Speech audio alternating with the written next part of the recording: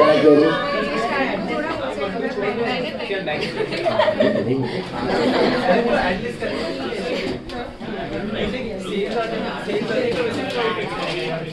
चलो अभी okay now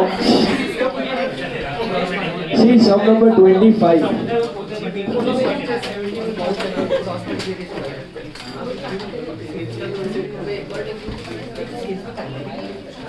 Page 148. Moon Limited keeps no stocks record, but a physical inventory of stock is made at the end of the quarter and the valuation is taken at cost. The company's year ends on 30th September 2006 and please be quiet. Draft accounts have been prepared on that date. Draft rough accounts have been made on that date. Okay? The stock inventory taken on 30th September 06 was however mislaid, and you are advised to value the closing stock as on 30th September 06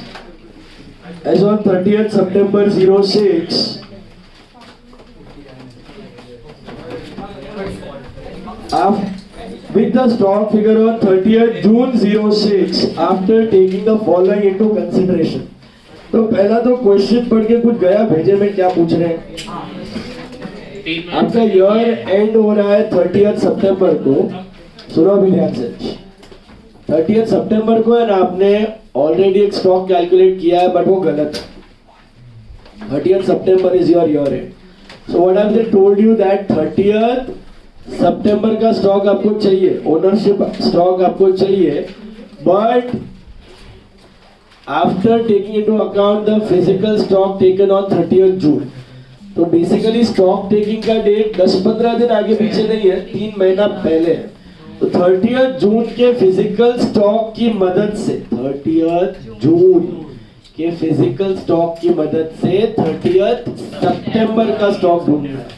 is this clear? तो हम लोग शुरुआत करेंगे 30th June से.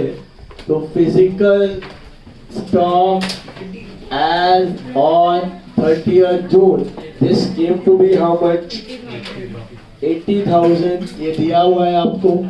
So with the help of this 80,000, let's try and get the value of stock on 30th September. Okay? Read. So we have to see the data between 30th June and 30th September basically. वो 3 महीना ही अपना main काम है. Forward role है, जून से लेके सितंबर पे जाना है आपको. On 30th June, the stock sheets showed the following discrepancies. A page total of 5,000 has been carried forward to the summary as 6,000. ये क्या है? पेज टोटल 5 का 6 हो गया, ओवरकास्ट हो गया. तो आपको क्या करना है? कम करना है. सिंपल सी चीज है. तो less stock overcast, that is 1,000. 1,000 से आप घटाएंगे. Is that right? अंडरकास्ट है तो बढ़ाना है, ओवरकास्ट है तो घटाना है. The total of page has been undercasted by 200. तो let's add stock undercasted. Undercasted है तो क्या करेंगे? बढ़ा देंगे. Overcasted है तो क्या करेंगे? घटा देंगे. This was simple, right? Invoice. Underline the word invoice. Invoice of purchase entered in the purchase book during the months from July to September 06 totaled 70,000. Invoice of purchase entered in the purchase book between July to September amounted to 70,000. Okay? इसका मतलब क्या? जुलाई से सितंबर के बीच में 70,000 के purchase invoice आए हैं. Of this 3,000 related to the goods received prior to 30th June. 3,000 relates to the goods received prior to 30th June. तो कहना है इसका डिलीवरी मई में हुआ है, मई अप्रैल whatever it is. Okay, पहले हो गया. Then invoices entered in October 2006 relating to the goods received in September 2006 total 4,000. यहाँ पे आपका कैच है. Invoices entered in October 06 relating to the goods received in September amounted to 4,000. My question is, क्या वो 4 ये 70 के अंदर है कि अलग है? अलग है, अलग है. How do you know it is अलग? पहले लाइन पे दिया है invoices entered between July to September. Invoices entered मतलब जुलाई से लेके सितंबर के बीच में आपने 70,000 के इनवॉइसेस एंटर किए. जुलाई से लेके सितंबर के बीच में 70,000 के इनवॉइसेस एंटर किए हैं. और ये जो 4,000 के इनवॉइस है ये अक्टूबर में है. How can it be a part of July to सितंबर? Not possible. Is it clear? तो ये जो इनवॉइस है 4,000 का ये कब रिसीव हुआ है? अक्टूबर में. तो वो 4,000 इस 70,000 का पार्ट नहीं है. ये 4,000 अलग है. 70 में खाली 2 ही पार्ट है, 3,000 एंड 67,000. अब 3,000 की डिलीवरी प्रायर टू जून हो चुकी है. What about the delivery of 67,000 का गुड्स? बीच में हुआ है, मतलब जुलाई टू सितंबर में हुआ है कभी. तो अच्छा, इसके बारे में क्या दिया? 4,000 का invoice is received in October and delivered goods are in September. इसका डिलीवरी कब हो गया है? सितंबर. लोचा इधर होता है. स्टूडेंट्स क्या करते हैं? इसी का 3 पार्ट कर देते हैं. एक्चुअली 3 पार्ट नहीं करना है, 2 ही पार्ट करना है. जो 4,000 के इनवॉइस है वो अलग है. नॉर्मली आपको इनवॉइस नहीं देते, नॉर्मली आपको परचेज देता है. आपको बोलते हैं परचेज बिटवीन जुलाई टू सितंबर. फिर उसके टुकड़े टुकड़े टुकड़े करते हो इधर. इसलिए मैंने जाते वक्त भी बोला था last lecture, invoice is the word that you need to take care of. So invoices between July to सितंबर are 70 and invoice in October is 4. अब क्लियर है? अब तो सिंपल है, अब तो कुछ नहीं है. अब ये तो नॉर्मल परचेज हुआ, इसका इनवॉइस और डिलीवरी दोनों जुलाई टू सितंबर के बीच में है. Are you the owner on 30th सितंबर? यस. क्योंकि आपने अगस्त सितंबर में खरीद लिया है. Were the goods in physical stock on June? No. So what are we supposed to do?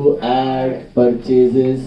At CP होता है 67. ये नॉर्मल परचेज हो गया. What about these purchase? इसका डिलीवरी मई में हो गया है और इनवॉइस आया है जुलाई टू सितंबर के बीच में. Are you the owner on 30th September? Yes. Are the goods in the physical inventory on 30th June? Yes. क्योंकि मई में आ गया है तो नो इफेक्ट. इसके लिए नोट लिखना है. ये नोट आता है आपको, क्या लिखना है? Goods of 3,000 delivered in May will have no effect because we are the owner as well as the goods are included in physical inventory. We are the owners as well as goods are included in physical inventory. Is that clear? So this is no effect. This is done. What about this? Are we the owner on 30th September? Yes, because delivery is received in September. First come first serve basis. याद आया? Delivery is received in September, so we are the owner. Are the goods in physical inventory on that? No. So we have to add purchase. ये दोनों purchase आप join कर सकते हो statement में. Is it clear? 67 and 4, 70. Main hit इधर ही था. ये किसको right मिला? Only Risha and Sachi. No one else? Ever right मिला? So somewhere right. 71 purchase. You also got it right. 71. ये purchase amount 71 आना चाहिए. Added. At my 74 minus 3. Oh, 74 minus 3. चलो. Sorry. Then sales invoices to customers from July to September. Total 90,000. अभी sales invoices from July to सितंबर total 90,000. अभी same concept sales का है. Out of these 5,000 related to the goods dispatched on or before 30th June. तो इसकी delivery कब हो गई है? ऑन और बिफोर 30th जून. मतलब मे बी मई या जून पकड़ के चलो, जो भी है. Okay. And goods dispatch to customers before 30th सितंबर but invoiced in October total 4,000. ये 4 इसका पार्ट है कि अलग है? अलग है. क्यों अलग है? इनवॉइस ये वापस इनवॉइस दिया. ये इनवॉइस कब सेंड हुए हैं? 90 के इनवॉइस कब सेंड हुए हैं? जुलाई टू सितंबर में, और वो 4000 के इनवॉइस कब सेंड हुए हैं? अक्टूबर में. तो it can't be a part of that, possible ही नहीं है. सो ये 4000 के invoice have been sent in October, और इसका डिलीवरी कब हुआ है? Dispatched in September. अब बताइए, अब तो बहुत सिंपल, इसका डिलीवरी कब हुआ होगा? 85 का डिलीवरी बिटवीन जुलाई टू सितंबर, बराबर है. ओके, अब तो बहुत सिंपल है. ये सेल्स नॉर्मल सेल्स है, जुलाई टू सितंबर के बीच में इनवॉइस और माल दोनों गया. Are you the owner on 30th September? No. Were the goods in physical inventory? Yes. You are supposed to subtract sales at CP लेना है. सेल्स एट सीपी लेना है. सीपी क्या है इसका? 25% ऑफ कॉस्ट दिया है. 25% ऑफ कॉस्ट मतलब 100 प्लस 25 की 75 plus 25. 100 plus 25, 125. This is 85,000. What is the cost? 68,000 is the cost of these goods. बराबर है. ये हुआ normal sale. What about these? Are you the owner on 30th September? No. Were the goods in physical inventory on 30th June? No. क्योंकि मे भी dispatch हो चुका है. तो ये नो इफेक्ट. इसका भी नोट लिखना है. इसका क्या नोट आएगा? Neither the owner nor the goods are in stock. Either we are the owner and the goods are in stock. बराबर है. तो ये भी नो इफेक्ट, वो भी नो इफेक्ट. और what about these 4000? Are you the owner on 30th September?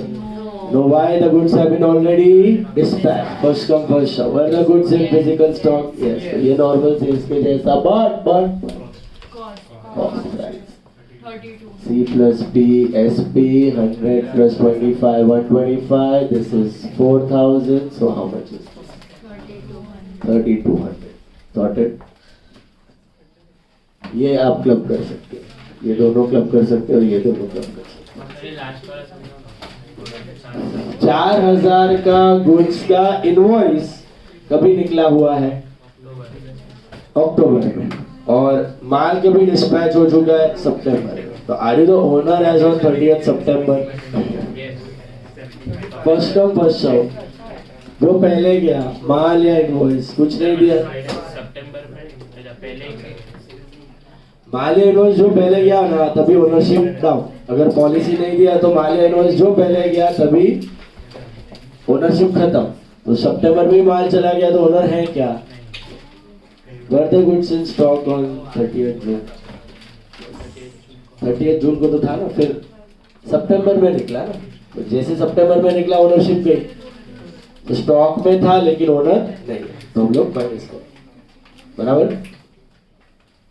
Is that clear?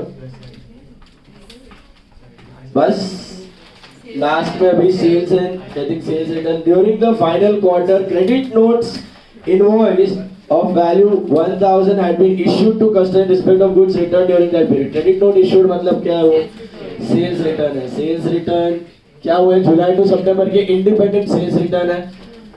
मतलब अगस्त में समझो सेल्स रिटर्न हुआ है. तो are you the owner on 30th September? Yes. Were the goods in stock? No. So at sales return, but at CP कितना है? 800 and plus 79 800. Ownership stock as on 30th September. Ownership stock as on 30th September. Who got this correct? Full correct. 1 2 3 बस. सबको मिला? और किसी को? 3 लोग. Good. बाकी लोग को समझा? अभी मेन वो इनवॉइस में ही लोचा मारा है. जानबूझ के डाला था वो. चलो स्टेटमेंट घर पे कर लेना. इसका स्टेटमेंट इज फॉर होमवर्क. ठीक है. स्टेटमेंट में कुछ नहीं है, सेम ही है. बच्चे जो बट कुछ चैप्टर्स है ना जिसमें आपको मॉड्यूल तो करना ही है और एडिशनली मेरे नोट्स के भी सम्स करना है. मैं वो चैप्टर्स की लिस्ट दे दूंगा. BRS हुआ, रेक्टिफिकेशन हुआ, डेप्रिसिएशन है, BRS, रेक्टी, डेप्री, इन्वेंट्रीज है, शेयर्स है, issue of shares, issue of debentures. ये 4-5 चैप्टर है ना, इसमें मॉड्यूल तो करना ही है और मेरा नोट्स भी करना है. ठीक है. एनपीओ में जरूरत नहीं है. एनपीओ में module is mainly you have to do it from BRS, rectification, depreciation, inventories, issue of shares, issue of debentures. मैंने think देखो लिस्ट भेजा है ना, युग ने पूछा ना, युग को।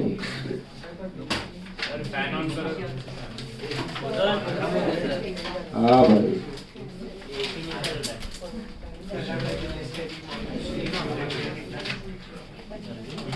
Shares, debentures, inventory, depreciation, BRS, rectification. 6 chapters. 6 chapters मेरा notes भी करो। BRS, rectification में मैसेज फॉरवर्ड कर देता हूँ। BRS, rectification, shares, debentures, inventories and depreciation. इसमें मेरे notes के भी sums करना। Alright, sorted, ये वाला क्लियर है सबको? ये हुआ हमारा टाइप 3 खत्म। टाइप 3 हमने 3 टाइप्स ऑफ सम्स किए इन्वेंटरीज में अभी तक। कौन से किए बताओ? सबसे पहला हूँ फीफो लिफो, याद है? Periodic perpetual. Guys FIFO LIFO periodic perpetual याद है? उसके बाद क्या किया हमने? Adjusted selling price by retail method. इसमें याद है closing stock was at selling price. Margin ढूंढने के लिए हमने सेल्स प्लस क्लोजिंग स्टॉक दोनों लिया था, रिमेंबर? उसके बाद ये स्टॉक रिकंसिलिएशन, फिजिकल स्टॉक से ओनरशिप स्टॉक ढूंढना था, बराबर है? अभी एक सब मैं आपको बताता हूँ, you spot the difference. Is it a same sum or a different sum? You tell मी।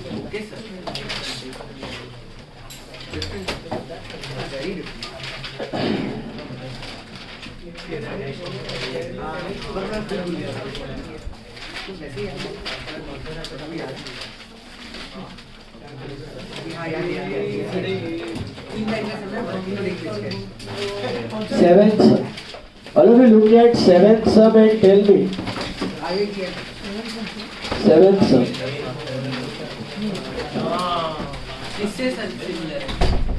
हमने जो अभी टाइप किया वो सेम ही है कि अलग है? Seventh sum. Seven.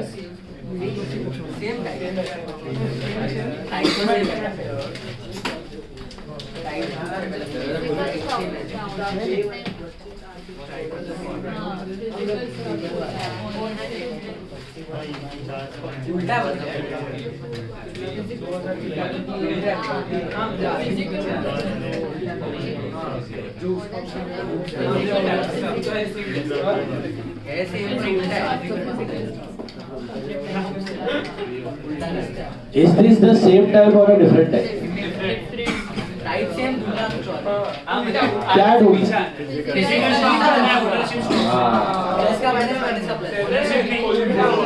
ओनरशिप से फिजिकल स्टॉक नहीं, फिजिकल स्टॉक से फिजिकल स्टॉक ढूंढना। नॉर्मली फिजिकल स्टॉक से क्या ढूंढते हो? Ownership stock. और मैंने आपको बताया था 99% physical stock and ownership stock are same. और रेयरली ऐसा होता है कि हमारे पास माल पड़ा है और कोई और ओनर है, या फिर किसी और का, हमारा ओनरशिप का माल किसी और के पास पड़ा है। 99% बोथ आर सेम। तो अगर बहुत क्रूड बिजनेस है और सेल और रिटर्न और कंसाइनमेंट वगैरह नहीं हो रहा है, तो physical stock is itself ownership stock. तो अब एकदम सिंपल कॉमन सेंस यूज करना है इस पार्ट में। इस पार्ट में यस नो का क्वेश्चन कुछ पूछने की जरूरत नहीं है, क्योंकि ओनरशिप का कोई मैटर नहीं है। ओनरशिप मैटर नहीं है। आपको क्या ढूंढना है? सिर्फ फिजिकल स्टॉक ढूंढना है। क्या ढूंढना है? फिजिकल स्टॉक ढूंढना है। अभी physical stock to physical stock, सुनना ध्यान, physical stock to physical stock ढूंढना है। क्या ढूंढना है? Physical stock to physical stock ढूंढना है। यहाँ पर अपने लास्ट स्टॉक टेकिंग किया था 7 सब में 9 अप्रैल को, और आपको 31 मार्च का चाहिए, बराबर है? तो 31 मार्च इज योर ईयर एंडिंग, और 9 अप्रैल को आपने फिजिकल स्टॉक ढूंढा, स्टॉक टेकिंग, बराबर है? अभी आपको 31 मार्च का स्टॉक ढूंढना है विद द हेल्प ऑफ 9 अप्रैल का स्टॉक। लेकिन कौन सा ढूंढना है? ओनरशिप की फिजिकल स्टॉक। ओनरशिप स्टॉक रहेगा भी। आज दोस्त questions, are we the owner, are the goods in stock, फलाना ठीक है। ये बहुत सिंपल है। इसमें एकदम सिंपल कॉमन सेंस यूज करने का है। क्या देखो, सिर्फ क्वांटिटी देखने का, डिलीवरी, फिजिकल स्टॉक देखने का, इनवॉइस गया भाड़ में, ओनरशिप गया भाड़ में, कुछ फर्क पड़ता नहीं है।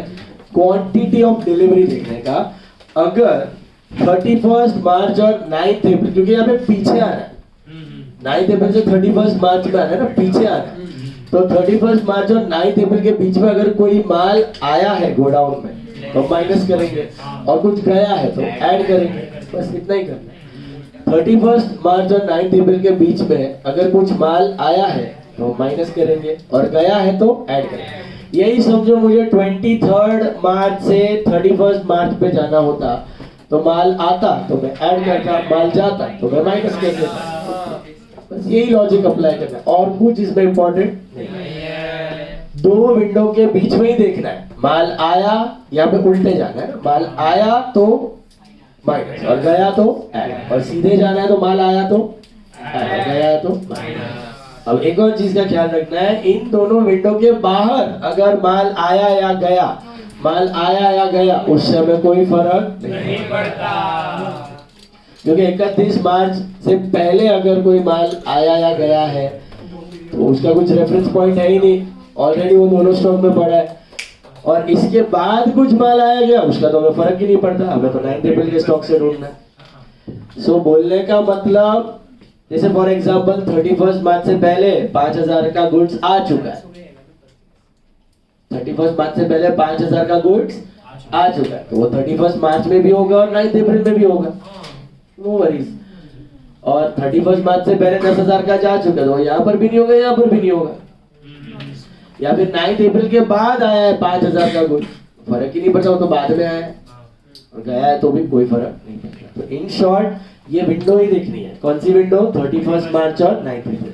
31 मार्च और 9 अप्रैल के बीच में उल्टे जाना है, उल्टे, तो माल आया तो गया तो, और सीधे जाना है तो माल आया तो गया तो, विंडो के बीच में, विंडो के बाहर देखना भी नहीं। Look at sum number 7. Ram, who was closing his books on 31st March 2016, failed to take the actual stock, which he did only on 9th April, which is ascertained worth 4,50,000. So physical stock as on 9th April came to 4,50,000. Okay. It was found that the sales are entered in sales book on the same day of dispatch and return inwards in the return inwards book as and when goods are received back. Purchases are entered in purchase day book once the invoices are received. ये तो policy है ownership के लिए, कब आप owner बन रहे हो, कब आप डिस्पैच कर रहे हो, लेकिन यहाँ पे ओनरशिप से कोई फर्क नहीं पड़ता। तो ये कंपनी की पॉलिसी है कि sales are done on the date of dispatch, returns are done on the date of goods and purchase are done on the date of invoice. This is a policy of the business, okay? It was found that sales between 31st March 2016 and 9/4/2016 as per sales day book are 37,500. अभी sales day book में dispatch basis पे कर रहा हो, दिया हुआ है, it is done on the basis of dispatch.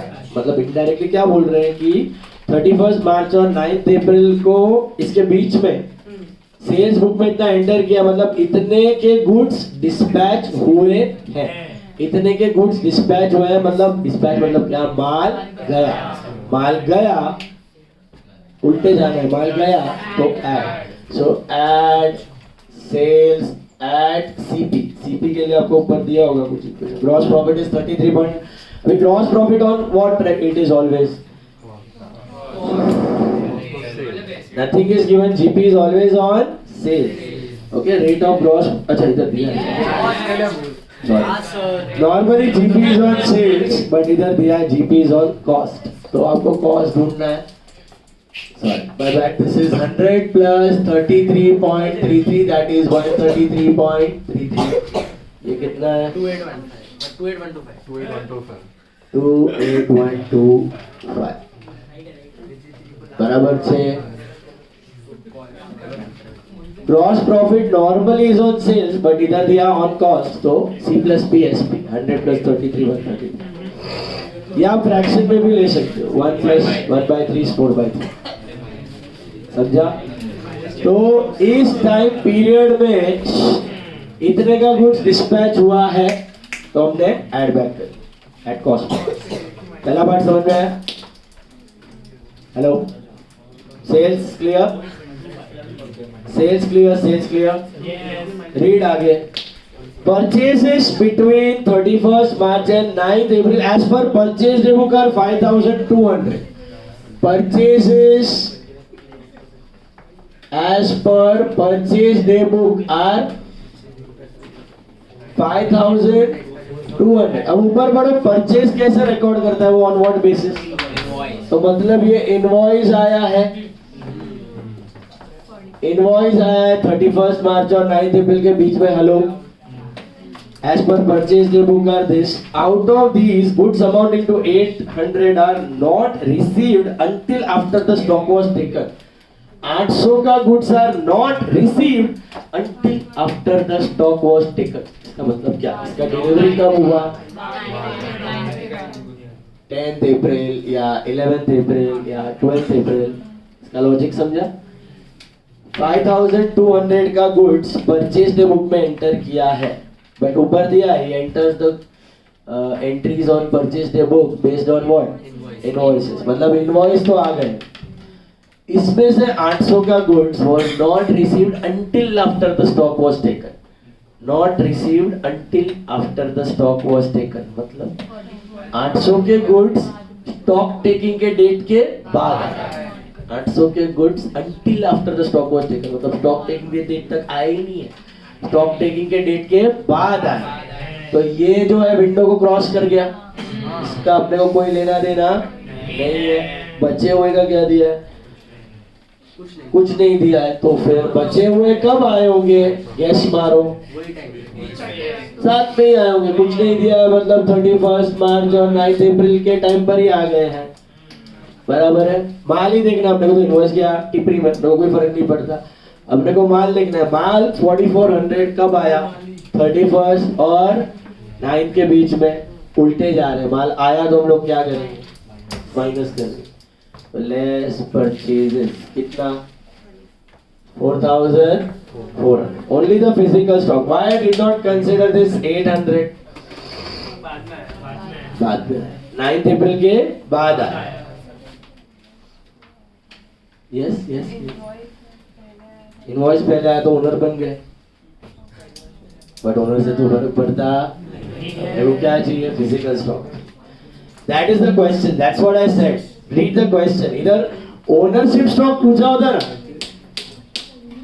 Ownership stock, इसमें लेकिन एक्चुअली ओनर भी नहीं आया क्योंकि आपको इनवॉइस भी बाद में ही आया, तो ओनर भी नहीं थे और स्टॉक में भी नहीं था, तो नो इफेक्ट ही रहता।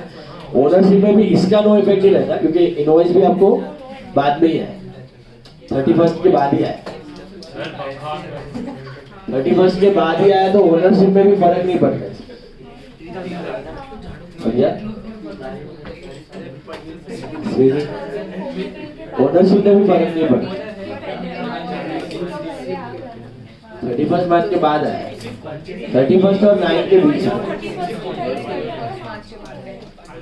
गुड्स तो स्टॉक टेकिंग के डेट के बाद है, मतलब 9th के बाद है। इनवॉइस 31st और 9th के बीच में है,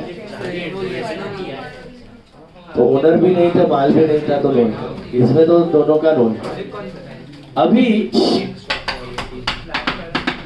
नेक्स्ट वाला देखो, goods invoice during the month of March. Goods invoice during the month of March but goods received only on 4th April amounted to 3,000। Goods invoiced in the month of March, but goods received only on 4th April. पहले तो ये purchase है कि cell है? Purchase. Received है तो उससे पता चल गया कि परचेज है।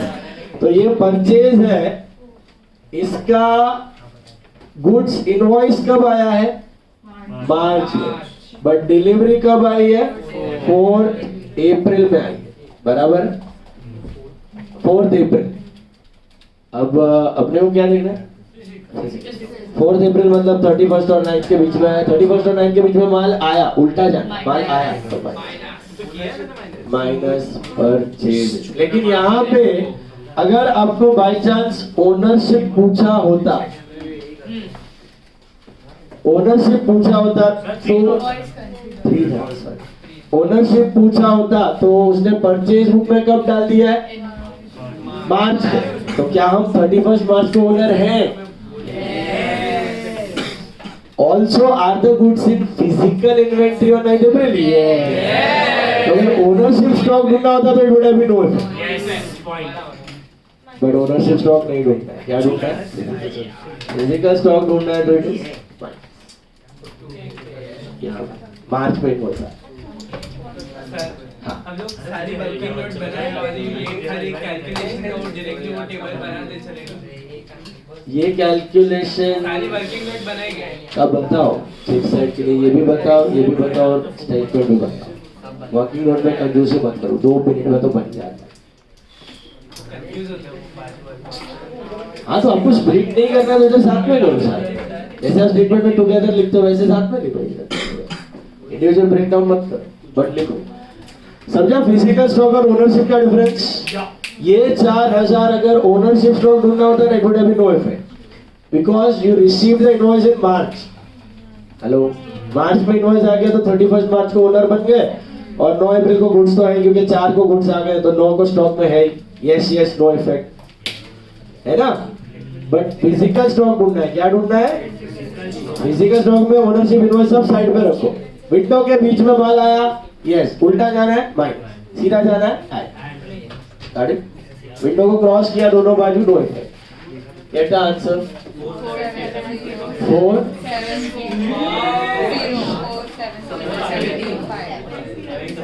2 47075। क्या लिखना है? Physical stock as on 31 March. Got it? Statement पूरा सेम रहेगा, घर पे कर लेना स्टेटमेंट। खाली इधर क्या लिखना है? Physical stock. स्टार्टिंग में फिजिकल स्टॉक, एंडिंग में फिजिकल स्टॉक। Got it? इसका स्टेटमेंट घर पे करना। नेक्स्ट सब मैं आपको दे रहा हूँ वो विद स्टेटमेंट बनाओ। सब नंबर 17 पूरा करो विद स्टेटमेंट। खुद से करो 10 मिनट फटाफट। 10 मिनट में उड़ाओ। हाँ 800 वाले का, ये 800 वाले का नोट लिख देना।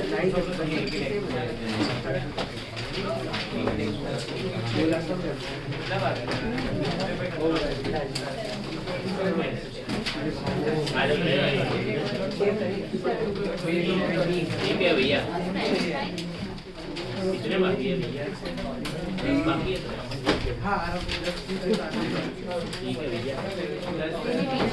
एक दिन में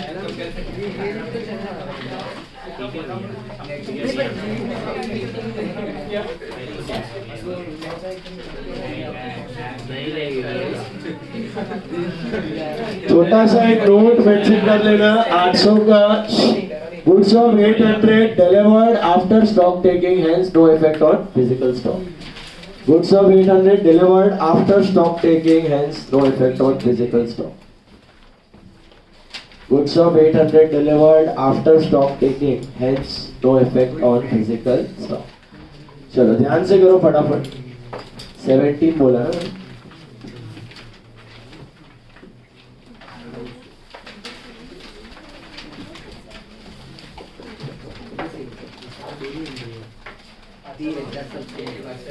एक जन एब्सेंट है, एक तो निकल ही आता है ना। और तो आया है कौन? विजय विजय पीछे लौटा नहीं। आजू बाजू देखो कोई। एक तो है आशना। आशना नहीं है, आशना पुत्र। आशना पुत्र बीमार। पुत्र इज नॉट लॉन्ग।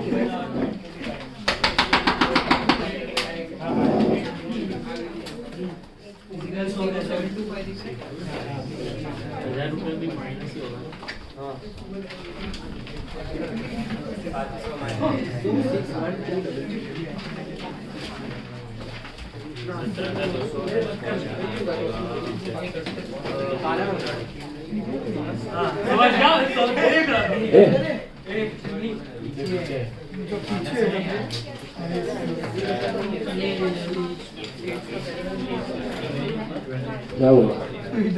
पीछे भी है, पीछे भी है सब।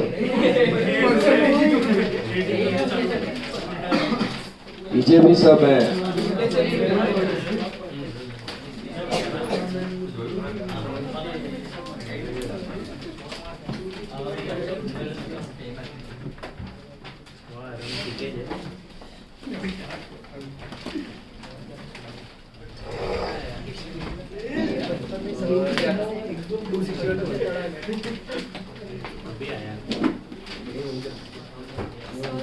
हाँ सॉरी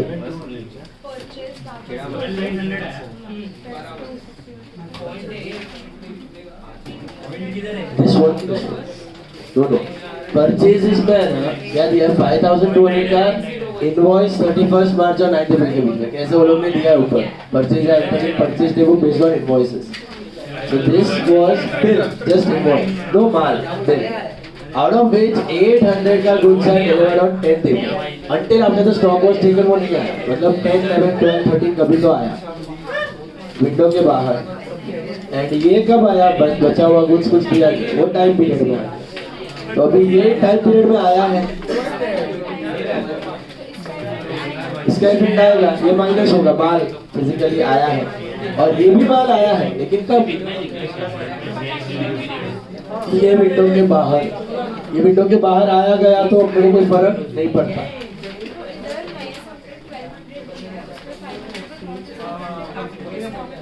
हाँ स्टॉक वॉज टेकन ऑन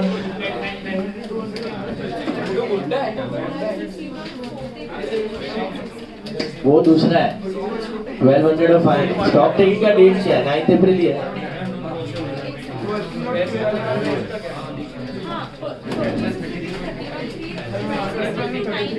9/4 मतलब 9/4 के बाद आया है नहीं है 700 क्या 31 और 9 के बीच में आया वो माइनस है और फिजिकल माल आया है तो माइनस फिजिकल गुड्स ही देखना है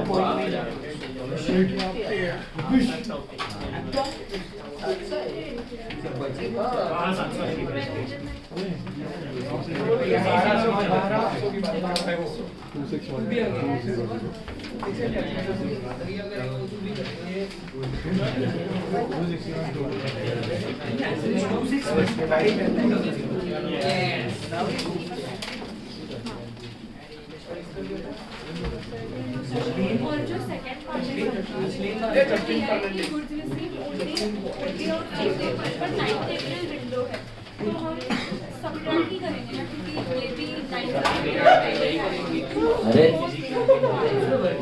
31st और 9th के बीच में आया वो तो सब करना ही है अगर ऐसा दिया कि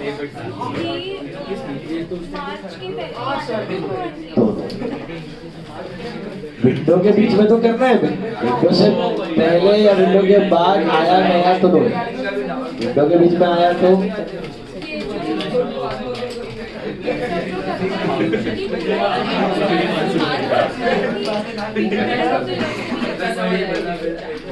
ये जो करते हैं वो कभी भी कर सकते हो क्वार्टर में कर सकते हो हाफ ईयरली कर सकते हो तो खाली वो नॉन टिपिकल करते हैं फिजिकल स्टॉक बाकी तो पूरे ईयर का स्टॉक काउंटिंग में आएंगे काउंटिंग करते हो तो फिजिकल स्टॉक आएंगे अगर 31st मार्च को फिजिकल स्टॉक काउंट कर लो तो ये भी करने की जरूरत नहीं है हो क्या फिनिश आपने थोड़ा आगे काउंट किया इसलिए आप पीछे आए normally you should count the stock on 31st मार्च अगर आपका सेल और रिटर्न यहाँ कंसाइनमेंट नहीं है तो फिजिकल गुड ऑफ ओनरशिप है स्टॉक इज दर जेठालाल ने मगर का वो बोला 31st मार्च को गोडाउन का काउंट करके आओ उसने काउंट करके लाया कॉस्ट ऑफ आगे भेजो आगे पीछे हुआ इसके लिए हम लोग ये रिकंसिलिएशन करें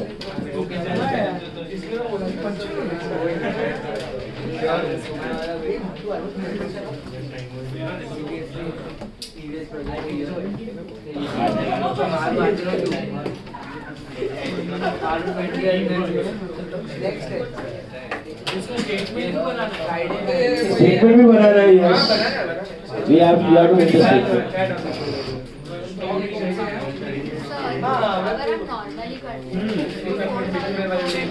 ओनरशिप नहीं लेकिन गुड्स है तो माइनस और इसका नो है 4400 का ये कंप्लीटली नो इफेक्ट है क्योंकि सॉरी हाँ ये माइनस होगा हाँ उसका नो है इसका नो हाँ मेक द स्टेटमेंट गाइस बाद में नीचे अलग पूरा स्टेटमेंट बनाने के बाद लास्ट में नोट लिखना है आपको हाँ हाँ परचेजेस कैसे करें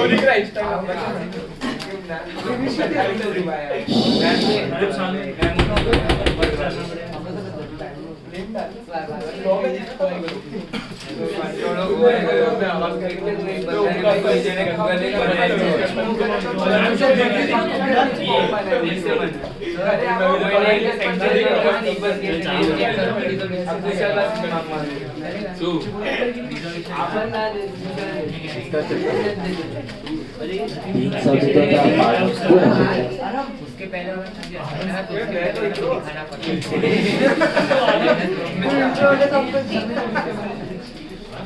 लेक्चर भी नहीं करना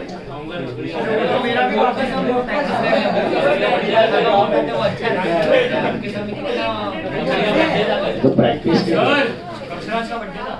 कल ही था सर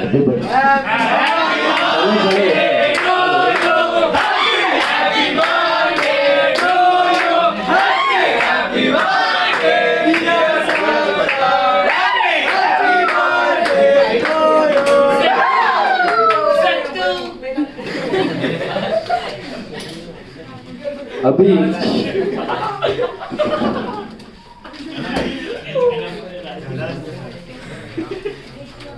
मिल गया बनाया स्टेटमेंट स्टेटमेंट में परचेजेस एक साथ लिख सकते हैं तो सिर्फ सर दो ही आएगा परचेज ड्यूरिंग पीरियड से ड्यूरिंग पीरियड बस लेट एक साथ के घर पे रखना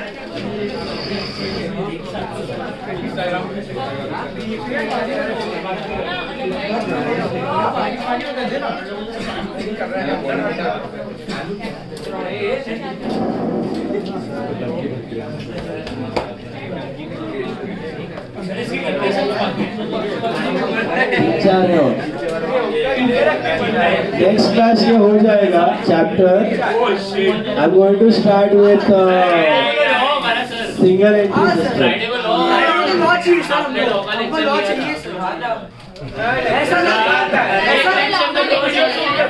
सिस्टम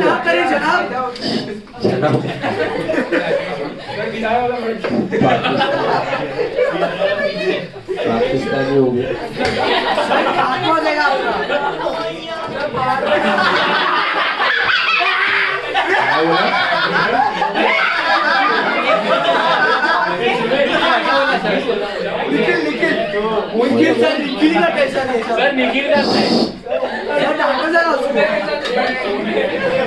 छोड़ो अभी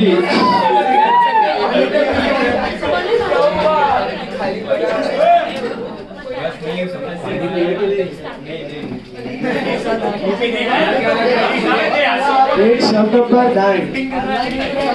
What's your answer for this? 2,61,200. Yes sir. Abhi, see we have done 4 types till now. 4 types. क्या 4 टाइप्स किया हमने? एक सबसे पहला वो FIFO LIFO cost stock ledger बनाया, परपेचुअल और पीरियोडिक। दूसरा क्या था? एडजस्टेड सेलिंग प्राइस, याद है? एडजस्टेड सेलिंग प्राइस का किया हमने, जिसमें stock was at selling price, तो हमने जीपी मार्जिन ढूंढा, फिर जीपी मार्जिन के लिए स्टॉक और सेल्स दोनों लिया, फिर स्टॉक में से माइनस किया। तीसरा टाइप हमने किया रिकंसिलिएशन, जहाँ पे फिजिकल स्टॉक से हम गए ओनरशिप स्टॉक पे। उसका अप्रोच क्या था? यस नो वाला। चौथा वाला अभी किया हमने फिजिकल इन्वेंट्री से फिजिकल इन्वेंट्री। ये बहुत सिंपल है, खाली विंडो के बीच में देखना है माल आया कि गया, बराबर। विंडो से पहले माल आया गया, नो इफेक्ट। विंडो के बाद माल आया गया, नो इफेक्ट। इनवॉइस गया, भाड़ में, कोई फर्क पड़ता नहीं, सिर्फ माल देखना है। ओके, Now, अभी this is your fifth type. This is your fifth type. If you are able to recognize it, tell me. Look at sum number 9. Look at sum number 9. Module sum है. Okay, 9 sum. इज्जत से देखो. 142. Page number 142. Sum number 9. Read it properly. Please don't talk.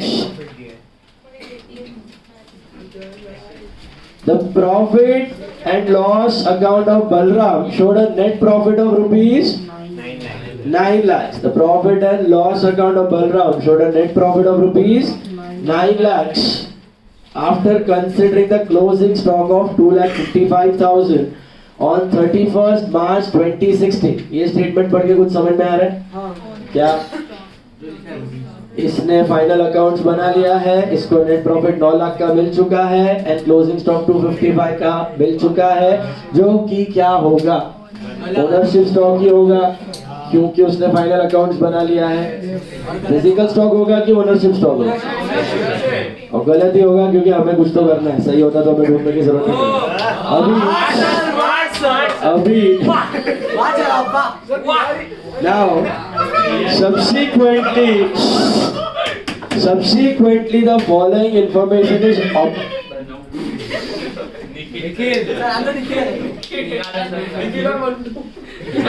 चलो अभी subsequently the following information was obtained from the scrutiny of the books. Following info was obtained from the scrutiny of the books. ये सब info दिया है आपको। उधर I think question missing है, उधर लास्ट में लिख देना calculate the correct net profit and closing stock on your and. Calculate the correct net profit and closing stock on your and. Calculate the correct net profit and closing stock on your and. Calculate the correct net profit and closing stock on your end. All right, now you know one thing for sure कि 31st मार्च का stock जो उसको मिला है, क्योंकि उसने final accounts बना लिया है, वो कौन सा स्टॉक होगा? Ownership stock. लेकिन वो सही है कि गलत है? क्योंकि कुछ तो चेंजेस करने बाकी है, तो हमें वापस से क्या ढूंढना है? ओनरशिप स्टॉक ही ढूंढना है। So this is what? Ownership to ownership. This is ownership to ownership. हमने पहले क्या सीखा? Physical stock to ownership stock, वो रिकंसिलिएशन होता है आगे पीछे करके। फिर हमने ढूंढा physical stock to physical stock. अब हम ढूंढ रहे हैं ownership stock to ownership stock. तो ownership stock to ownership stock में माल का कोई लेना देना नहीं है। It is only about entries. It is only about entries. Book entry से चेंज हो जाएगा। Say for example I give you simple example, आपने किया भी है फाइनल अकाउंट्स में। फाइनल अकाउंट्स में आपको दिया था closing stock in the adjustment 50,000। Final account closing stock 50,000। Trading credit and asset adjustment में दिया है goods send on sale or approval. Goods on send on sale or approval, sale on approval basis wait 10,000 rupees CP. Cost price was 10,000। They were lying with the debtor. They were lying with the debtor, जिसका कोई जवाब नहीं आया। तो आप sales return करते हो और क्या करते हो? ऐड टू स्टॉक करते हो। ऐड टू स्टॉक करते हो क्योंकि माल भले उसके पास बड़ा है, ओनर। तो हम लोग रेक्टिफिकेशन के बाद 2 एंट्रीज करते थे। एक sales return to debtor at selling price, दूसरा स्टॉक को बढ़ाने की एंट्री क्या होती थी? Stock to trade. Stock to trade. Physically माल आए ना आए उससे फर्क नहीं पड़ता। ओनरशिप स्टॉक देखना है मतलब खाली एंट्री का खेल है।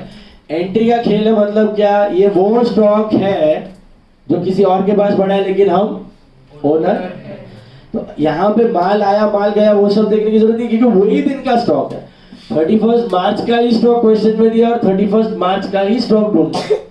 It might be only a matter of entry, rectification का मैटर है। Is it clear? विंडो है ही नहीं कि माल आया माल गया, इसके बीच में आया, ये ऐड करो ये सब्ट्रैक्ट करो, ये कुछ सोचने की जरूरत नहीं। It is just a matter of rectification. It is just a matter of rectification. जैसे स्टॉक ओवर वैल्यूड है तो क्या करेगा? घटा दो। स्टॉक अंडर वैल्यूड है तो क्या करेगा? बढ़ा दो।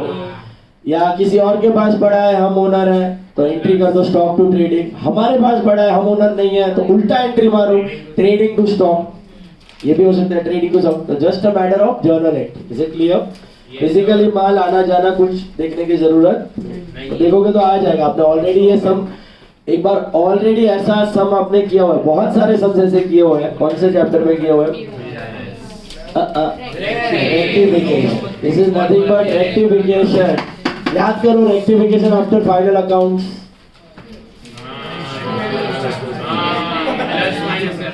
रेक्टिफिकेशन आफ्टर फाइनल अकाउंट्स में क्या खासियत था? Can you use nominal accounts?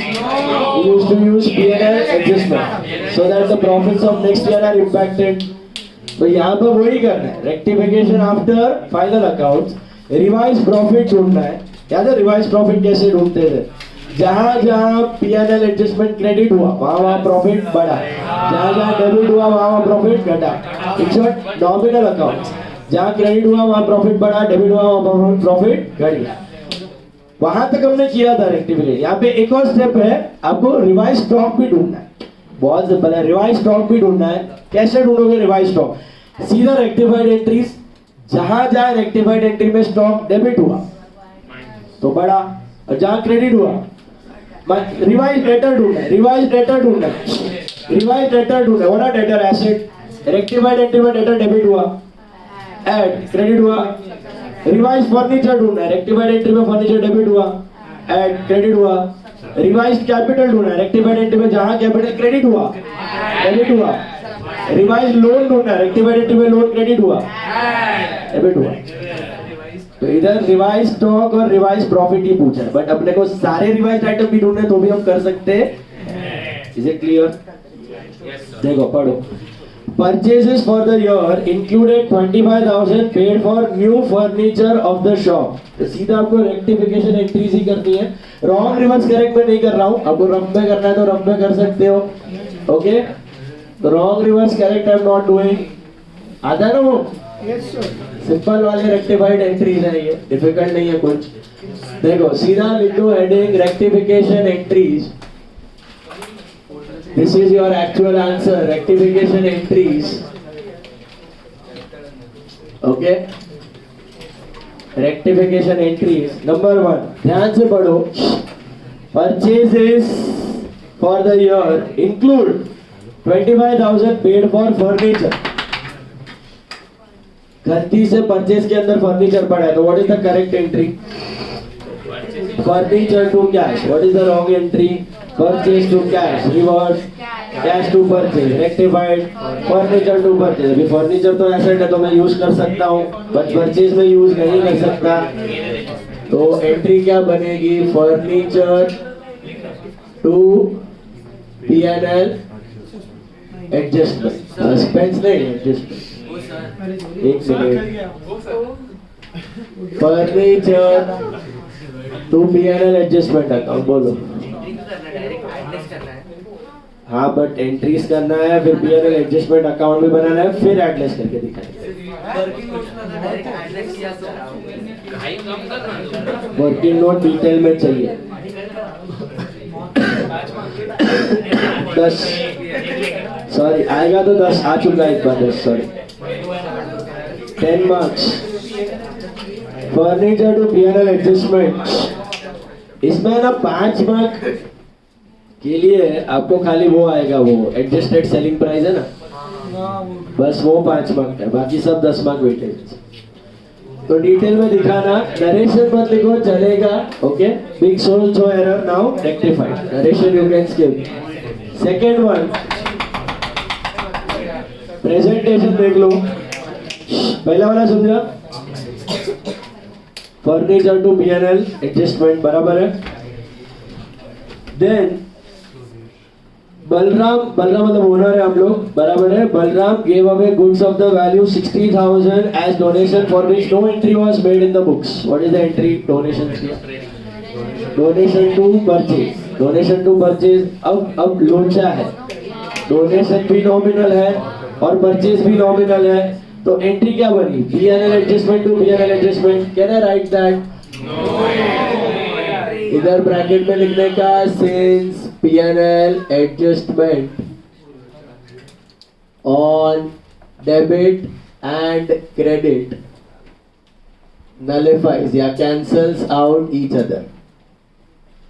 P&L adjustment on debit and credit cancels out each other. ये सेम एक सिमिलर का टाइप का क्वेश्चन मैंने टेस्ट में पूछा था, रेक्टिफिकेशन के टेस्ट में. Goods withdrawn by proprietor were entered in sales book. Goods withdrawn by proprietor were entered in sales book. Correct entry क्या है? Drawing to purchase. Wrong entry है. सेल बुक में किसका नाम लिख दिया? ओनर का ही. तो ड्रॉइंग टू सेल्स करेक्ट था. ड्रॉइंग टू परचेज रॉन्ग था. ड्रॉइंग टू सेल्स रिवर्स था. Sales to drawing rectified. Sales to purchase both were nominal. वो 3 पार्ट वाला पूछा था, before trial balance, after trial balance, after final account. उसमें पहले 2 में एंट्री था, तीसरे में कोई एंट्री नहीं था. No entry. काफी लोगों का रॉन्ग था वो, रेक्टिफिकेशन वाले टेस्ट में था. हाँ बोलो. अभी सुनो, very important point over here.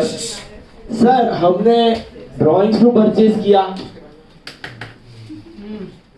तो परचेज क्रेडिट हुआ, तो गुड्स घटा ना, तो गुड्स पे भी तो इम्पैक्ट आना चाहिए कि नहीं आना चाहिए? क्लोजिंग स्टॉक से माइनस करना पड़ेगा कि नहीं करना पड़ेगा? नहीं आएगा. मुझे बताओ, आपको फाइनल अकाउंट्स में एडजस्टमेंट आती है अनरिकॉर्डेड परचेज, आप क्या करते हो? Add to purchase, add to credit. तो माल आया ना, तो स्टॉक बढ़ा ना, तो स्टॉक में ऐड क्यों नहीं करते? ऑलरेडी हो चुका है, ऑलरेडी हो चुका है. तो ये भी ड्रॉइंग्स टू परचेज किया है, ये ऑलरेडी हो चुका है. फिजिकल स्टॉक गोडाउन से निकल चुका है, आपको कुछ करने की जरूरत नहीं है. बताओ, अनरिकॉर्डेड सेल्स करते हो आप लास्ट डेट पे, फाइनल अकाउंट बनाने के बाद अनरिकॉर्डेड सेल्स करते हो. What are the 2 effects of unrecorded sales? Add to sale, add to debtor. Add to sale, add to debtor. Sale हुआ है, एडजस्टमेंट में है, मतलब अनरिकॉर्डेड है, तो माल तो गया, तो स्टॉक से माइनस होना चाहिए.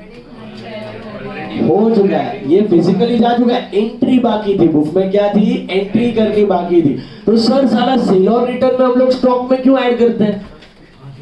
सेल और रिटर्न में तो खाली एंट्री कर सकते थे. सेल और रिटर्न में एक्चुअली फिजिकली डेटर के पास पड़ा है, हमारे पास नहीं है. एक्चुअली वो डेटर के पास पड़ा है, इसके लिए हम लोग स्टॉक टू ट्रेडिंग की एंट्री करते हैं.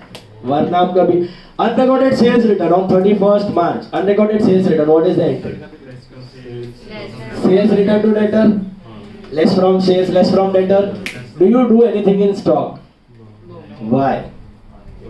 आ चुका है, माल गोडाउन में आ चुका है, स्टॉक के अंदर पड़ा हुआ है. आपने स्टॉक कैसे ढूंढा है? 31st March को सब काउंट किया, उसके बाद कॉस्ट और एमआरपी से मल्टीप्लाई करके ढूंढा लोअर वैल्यू. आपने काउंटिंग ले ली है, तो whether it is unrecorded purchase, unrecorded sale, unrecorded returns, whatever, even if you have sold goods on sale or return basis, let's say for example you have sold goods on sale or return basis पे भी बेचा है आपने 31st March से पहले, 25 मार्च को बेचा है 10,000 का माल, उसमें से 6,000 का माल उसने रिटर्न कर दिया है और 4,000 का जवाब नहीं दिया. 6,000 का माल रिटर्न कर दिया ऑन 31st March और 4,000 का जवाब नहीं दिया. तो 6,000 का माल रिटर्न कर दिया है, उसका एंट्री क्या है? Sales return to debtor, less from sale, less from debtor. 31st March को रिटर्न किया है. Will you do any change in stock? Still no, because actually अगर उसने रिटर्न कर दिया है ना, मतलब स्टॉक के अंदर माल आ चुका है. तो लोचा किसका है? वो 4,000 का. क्यों वो 4,000 का लोचा है? क्यों उसको स्टॉक में? क्योंकि उसका जवाब नहीं दिया, मतलब फिजिकली किसके पास पड़ा है? उसके पास पड़ा है, तो हमें स्टॉक में एडजस्ट करना पड़ेगा. In short, purchase, sale, return जो भी है, उसमें हम कभी स्टॉक को टच नहीं करते. क्यों नहीं करते? क्योंकि हम अज्यूम करते हैं ये चीजें स्टॉक में एडजस्ट हो चुकी.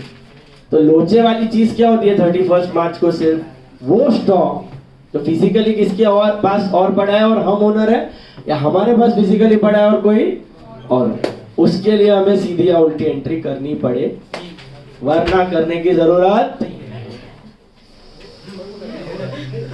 तो इधर परचेज क्रेडिट हुआ है, तो हमें कुछ करना है कि नहीं करना है? करना है कि नहीं करना है? कुछ नहीं करना है, माल निकल चुका है, स्टॉक को इम्पैक्ट होने वाला नहीं है. Invoices for goods amounting to 3,80,000 have been entered on 27th March, but goods were not included in stock. अभी पढ़ो. Invoices of the goods have been entered on 27th March, but goods were not included in stock. पहले तो पता purchase है कि cell है. Purchase है तो ही स्टॉक में आएगा. अब क्या बोलना चाह रहा है, क्वेश्चन पढ़ो.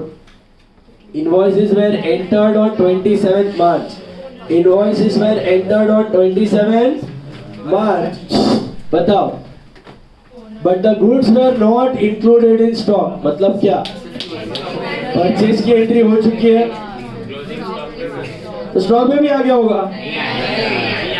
क्यों? क्योंकि बोला है specifically goods are not, but खाली इतना बोला होता, invoices were not entered in the books.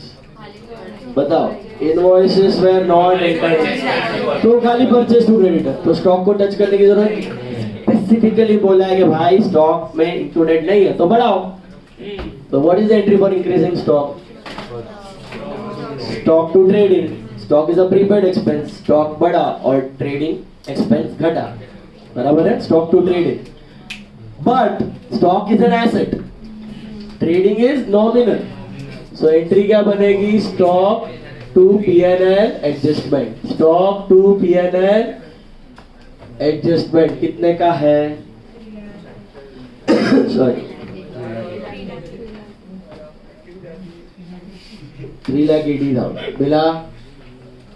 Got it. Sir इसमें क्यों ऐड किया, ऊपर वाले में क्यों नहीं किया? जस्ट स्पेसिफिकली बोल रहा है कि आपके स्टॉक में पड़ा हुआ नहीं है, इसके लिए ऐड बैक किया. समझा? Next. In March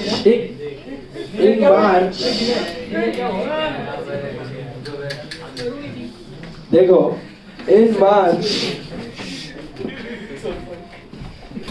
in March 2016, goods of 3 lakhs were sold and delivered and were taken as sales of April 2016. In March, goods were sold and delivered but were taken as sales of April 2016. क्या लोचा मारा? Cell कभी का था? अभी का दिखाया? अप्रैल का दिखाया. तो क्या मार्च में दिखाया? Can I say it is error of omission? In March. तो क्या करना है? रिकॉर्ड करो. What is the entry for sales? Debtor to sale. Now debtor तो asset है, sales are P&L adjustment. बराबर है? P&L adjustment, debtor to P&L adjustment कितना है? 3 लाख. 3 है ना? Now see, listen, sorry. मुझे बताओ, will you make any change in stock? No. Sold and delivered दिया भी है, ना भी दिया होता तो भी अज्यूम करने का डिलीवरी हो चुकी, करने की जरूरत नहीं है. अब सारा वो अप्रैल का गलत सेल पड़ा हुआ है, अप्रैल का गलत सेल पड़ा हुआ है, उसको भी तो उल्टा करना है. वो नेक्स्ट ईयर करेंगे. शाबाश. वो अभी करना है कि नहीं? अभी कौन सा रेक्टिफिकेशन चल रहा है आपका? 31 मार्च तक का. नेक्स्ट ईयर देखा जाएगा, उसको अभी लेने की जरूरत. Got it? नेक्स्ट ईयर का प्रॉफिट कोई ये करंट ईयर का रिवाइज करें. करंट ईयर में सेल का एंट्री मार दिया ना, वो करंट ईयर का प्रॉफिट इससे चेंज हो जाए. नेक्स्ट ईयर में जो गलत किया वो नेक्स्ट ईयर के रेक्टिफिकेशन में वो नेक्स्ट ईयर का प्रॉफिट है. चलो ओए, गुड्स कॉस्टिंग क्या फालतू गिरी है यार.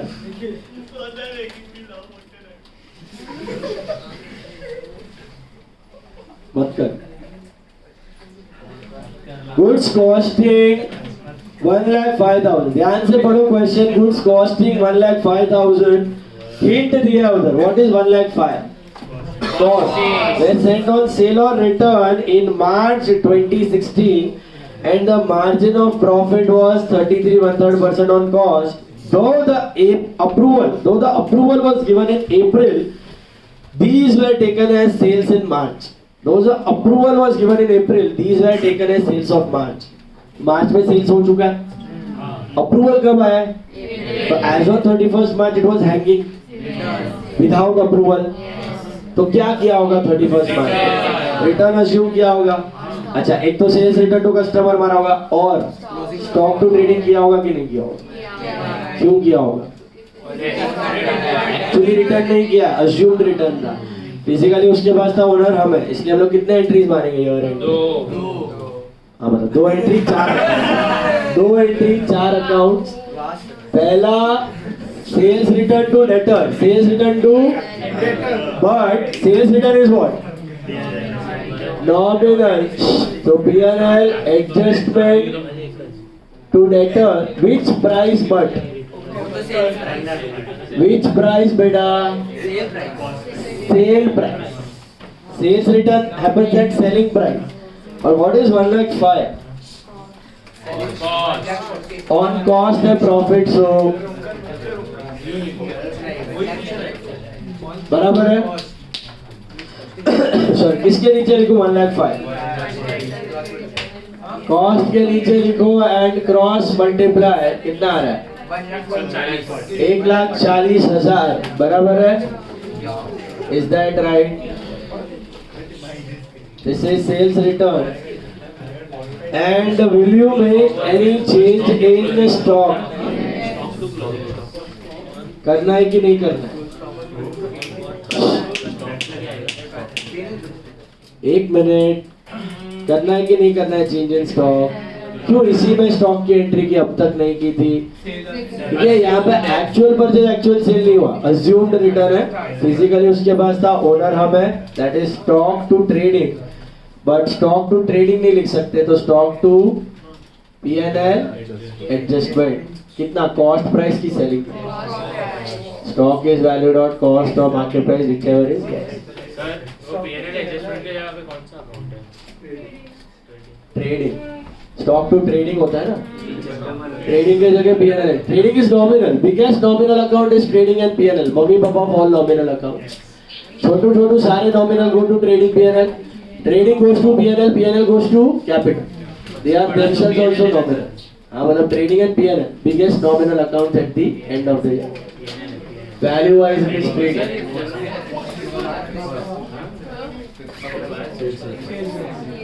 फिफ्थ का फर्स्ट वन, ये सेल्स रिटर्न। ये वाला माल रिटर्न अज्यूम किया है,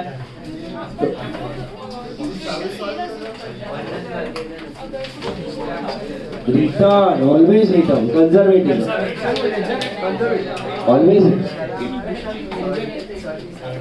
ये लेजर बनाना है P&L एडजस्टमेंट का, तो डिफरेंस इन प्रॉफिट में जाएगा फर्नीचर टू P&L एडजस्टमेंट। तो P&L एडजस्टमेंट में बाय फर्नीचर, ये रिवाइज प्रॉफिट के लिए ये बताना पड़ेगा आपको। वो ऐड सब्ट्रैक्ट भी करेंगे, पहले लेजर बना 10 में आके तो पूरा निचोड़ के देने लगते।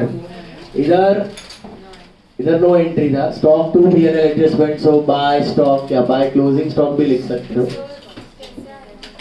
क्या कैसे आया? पोस्टिंग कर रहा हूँ बेटा, ये कैसे आया? अच्छा, रिटर्न अज्यूम किया तो सेल्स रिटर्न किया पहले, बराबर है? अभी जो स्टॉक है वो फिजिकली डेटर के पास पड़ा है on 31st March, physically it is with debtor ना, एक्चुअली तो उसने रिटर्न नहीं किया है। तो हमारा जो काउंटेड स्टॉक है 2,55,000, गोडाउन में जाके जो काउंट किया है उसमें ये है कि नहीं? उसमें नहीं है, ऐड करना पड़ेगा क्योंकि ओनर हम है इसके, राइट? तो हम लोग ऐड करेंगे stock to trade. Is this clear? अभी करते जाओ P&L adjustment. This is debtor to P&L adjustment, so by debtor कितना है? 3 लाख। फिर P&L एडजस्टमेंट टू डेटर्स, ये टू डेटर्स 1,40,000 और stock to P&L adjustment, so by stock. मुझे बताओ, credit is greater, so what have we made? Profit किधर transfer होगा? ये where do you transfer the difference in P&L adjustment? PNL use नहीं कर सकते ना, इसलिए तो पीएनएल एडजस्टमेंट ओपन किया है। और वो किधर जाएगा? कैपिटल। इसका लॉजिक याद है guys? See, we are rectifying the entries in the next year for the errors of previous year. तो कौन सा प्रॉफिट चेंज होना चाहिए? Previous year. Where is the previous year's profit? Capital. That's why you transfer this difference to capital. That is the net change in profit. To capital account कितना आ रहा है?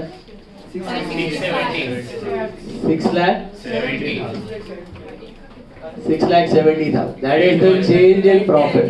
Okay. Transfer to capital. Total is 8,10,000. अभी last में अपने को ढूंढना है revise profit और रिवाइज स्टॉक। ये नोट किया कॉपी? C+P कर देना।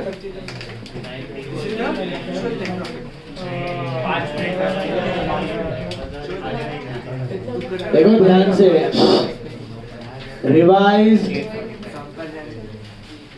Value of closing stock. ध्यान से देखो, revise value of closing stock कितना था? क्लोजिंग स्टॉक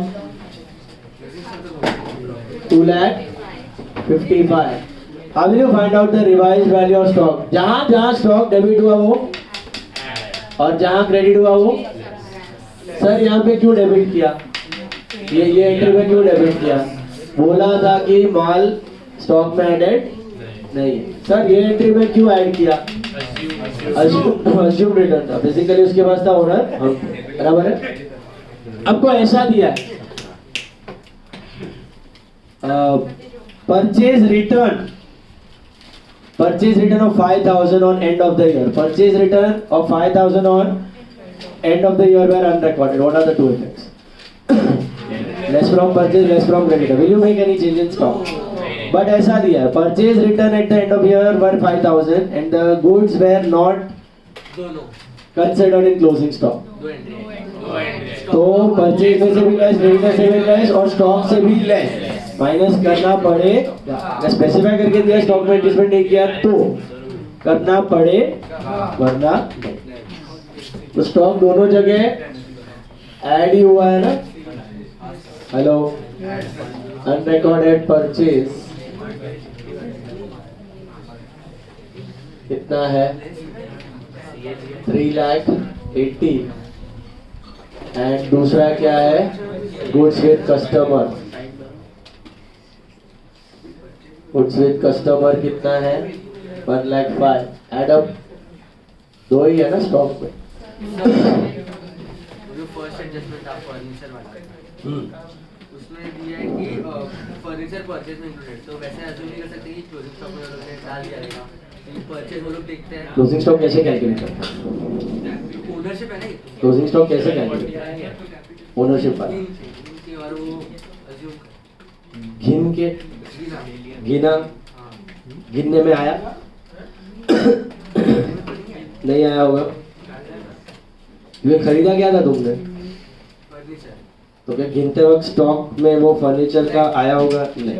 ओके, वो फिजिकल स्टॉक है।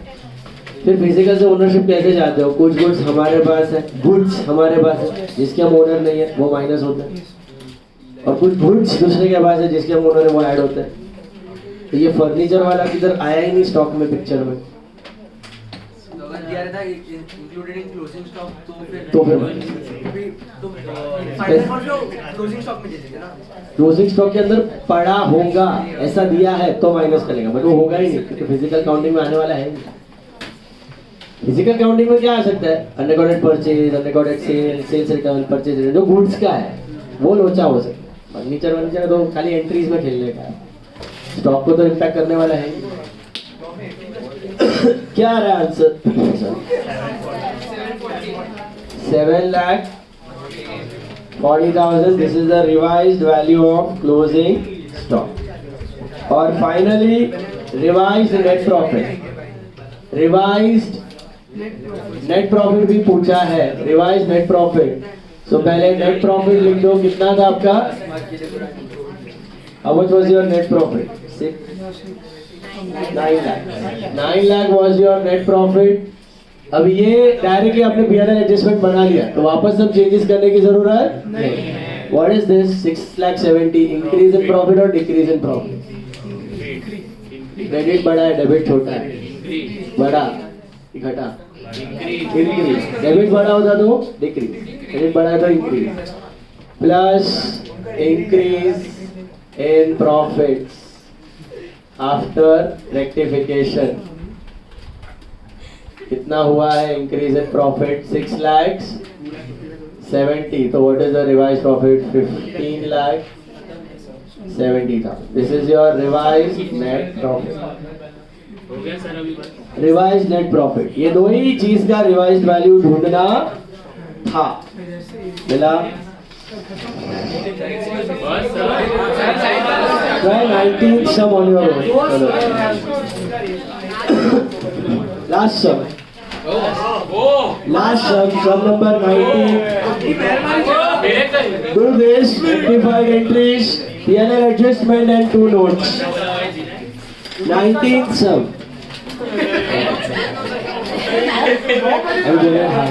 चलो, that's why I'm leaving you on.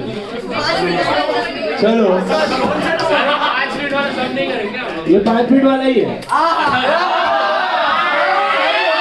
चलो,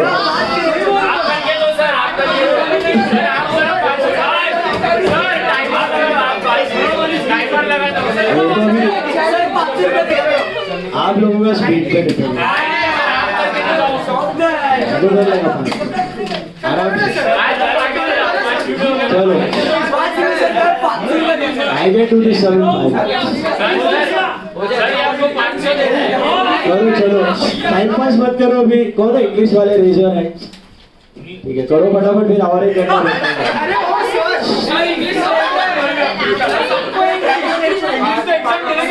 इंग्लिश रोहन सर से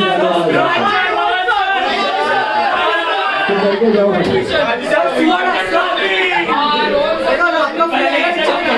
एक मिनट. इंग्लिश का क्लास लेना था पहले टाइम पे छोड़ रोहन सर कभी जाएंगे? वो फ्राइडे को 7 बजे आउट ऑफ होम में से आएंगे और रात को 10 बजे आउट ऑफ होम में जाएंगे.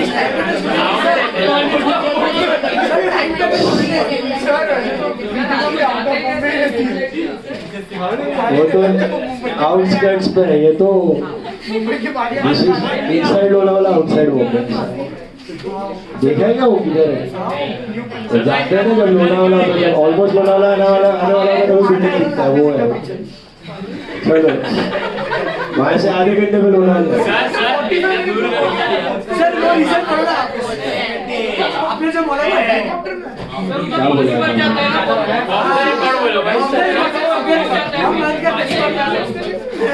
उनको में बड़ा जगह चाहिए, बिग स्पेस.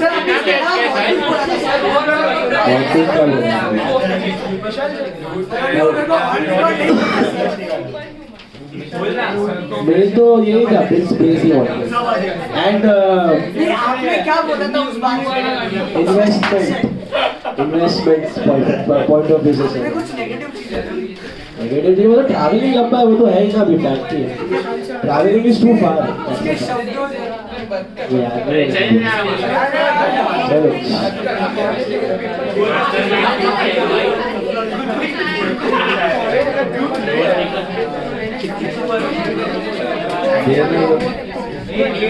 फ्रेंड को बोलने का tell your friends to college. चलो guys, quick solve this last sum. Don't waste time going. And listen to me. Friday I'm completing with this stock and we'll start with a new chapter, single entry system. जो आपका 11th वाला single entry नहीं है. 11th वाला वो चिंदी था ना, capital ढूंढा और प्लस माइनस किया. ये कन्वर्जन मेथड है. ओके, तो बड़ा बड़ा प्रॉब्लम्स का सम है. कितना मार्क्स आया सर? 15. ये 15 मार्क्स आया तो 10 to 15 मार्क्स. हाँ, 10 to 15 मार्क्स. लॉजिकल है. So हाँ मालूम है तो पढ़ने आएगा। अरे भाई आप वो फ्राइडे को बात करें। बहुत मस्त चैप्टर है, इतना मस्त कैंसर क्लियर होगा ना, एनपीओ में जैसा क्लियर होता है वैसा इसमें क्लियर होता है। वाह सर वाह। तो सीए करना है तो ये एकदम बैकबोन कोर चैप्टर है सिंगल एंट्री सिस्टम, जो फ्राइडे को आई एम स्टार्टिंग।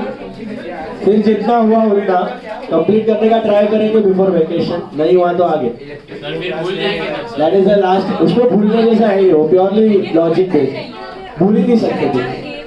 उसमें कुछ है ही, नो फॉर्मूला नो थियरी, सीधा स्टार्ट। चलो Friday I start with that topic. Come on don't waste time, चुप, लास्ट शब्द। चलो इसमें वही है रिवाइज प्रॉफिट और रिवाइज स्टॉक, करो फटाफट। उसमें भी सेकंड वाला नोट है।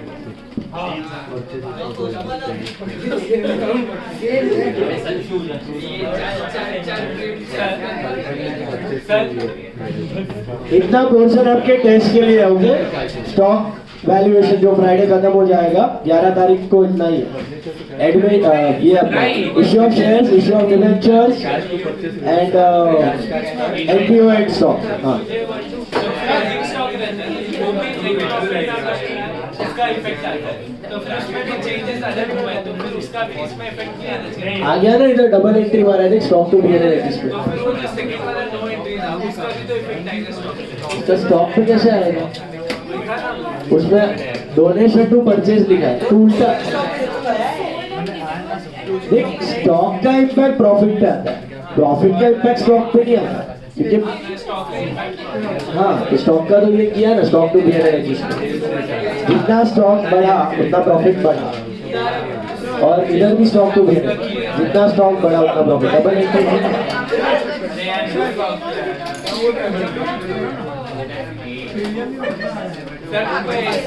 नहीं, वो ठीक है कॉलेज का कोई ऐसी एंट्री रहती है जिसमें खाली गाइस 1 मिनट चुपचाप करो यार सब। कोई ऐसी एंट्री है जिसका नेट प्रॉफिट में इफेक्ट नहीं पर स्टॉक पे है, तो फिर कैसे होगा possible? Under casting over casting भी किया तुमने, खाली जो स्टॉक को इम्पैक्ट करता है, तो जितना स्टॉक बढ़ेगा उतना प्रॉफिट बढ़ेगा, जितना स्टॉक घटेगा उतना प्रॉफिट घटेगा। स्टॉक इज वो स्टॉक है क्या? प्रीपेड एक्सपेंस है, जितना प्रीपेड एक्सपेंस बढ़ेगा। हाँ तूने इंडिविजुअली स्टॉक अकाउंट में ही कास्टिंग एरर किया है before recording it in final accounts, तो वन साइडेड हुआ, तो फिर वो सस्पेंस में दिखेगा, स्टॉक टू सस्पेंस या suspense to stock casting error, but that is before preparing final account. एक बार फाइनल अकाउंट्स बन गया तो तूने प्रीपेड एक्सपेंस रिकॉर्ड कर दिया ना। अब फाइनल अकाउंट बनने के बाद तेरा जितना प्रीपेड एक्सपेंस बढ़ेगा उतना एक्सपेंस घटेगा, उतना प्रॉफिट बढ़ेगा, और जितना प्रीपेड घटेगा उतना प्रॉफिट घटेगा। फाइनल अकाउंट बनने के बाद तो लिंक ही है, इससे पहले वन साइडेड सस्पेंस तो ट्रायल बैलेंस टैली भी होगा, कास्टिंग है वो भी पॉसिबल नहीं है computer.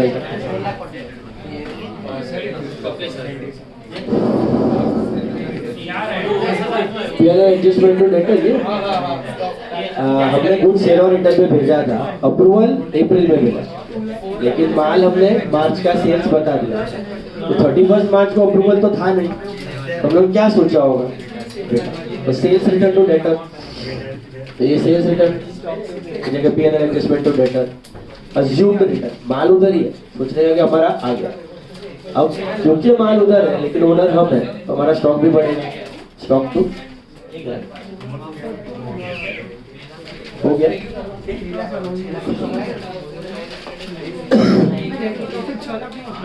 Anyone is finished? Revised net profit is 10 lakh 40 and revised stock is 7 lakhs. बढ़िया। Revised net profit is 10 lakh 40, revised stock is 7 lakhs completed and you can leave. बाप रे बहुत जल्दी छोड़। क्या सर